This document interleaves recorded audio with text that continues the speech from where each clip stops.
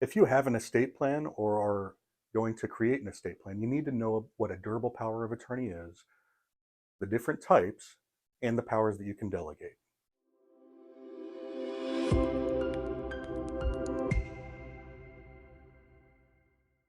Hi, my name is Ben Vojtik. I'm a partner at the Hartley Law Group. I am licensed to practice in Texas and California. A durable power of attorney is a common piece of estate planning, which is an incredibly powerful instrument.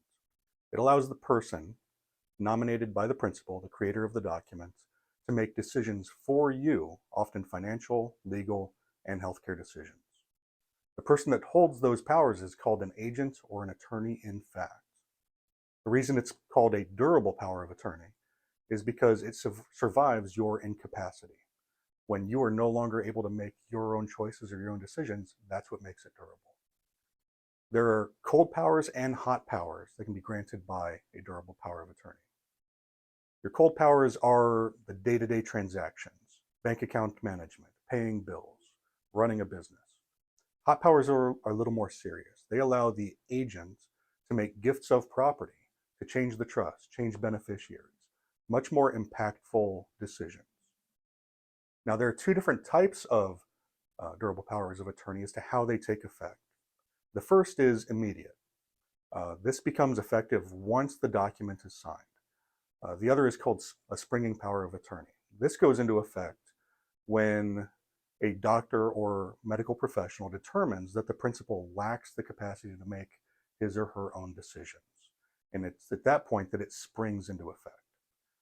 Now, I was at a probate conference in Texas when the attorneys in the audience were asked by a show of hands which they preferred, immediate or springing. By a show of hands, the vast majority preferred the immediate powers of attorney. Their reasoning? If you don't trust the person you're nominating now, well, then they shouldn't be nominated in your power of attorney, which is cute. Maybe it's because I've worked in a family law office, but people change. Just because they're trustworthy one day doesn't mean that they will be trustworthy a decade from now. Personally, my preference leads towards the springing, but it is really dependent on the situation. For example, if you have a business, you may not be able to wait for the finding of incapacity. So those really should be analyzed on a case-by-case basis with your own attorney. Now, the agent or attorney in fact is a fiduciary and has certain duties to the principal. Now, let's say first and foremost, there's the duty of loyalty, prohibition against self-dealing. You can't use the principal's assets to better your own financial position. You don't want to create a conflict of interest between yourself and the principal. And then there's also duty of care, duty of prudence. You have the duty to manage those assets responsibly. You can't gamble them away or make risky investments. If you do, you could find yourself liable for the losses. And you also need to keep the assets separate, provide an accounting of how they're managed, and so on. Now, these duties exist to protect the principal because of the significant power that the power of attorney grants. If the agent acts inconsistent with the duties, you or the heirs can seek to have the transactions canceled.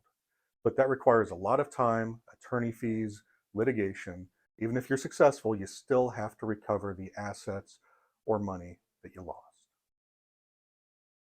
My name is Ben Vojtik. I hope this video has been helpful. If you want more information, check out our other videos or give our office a call.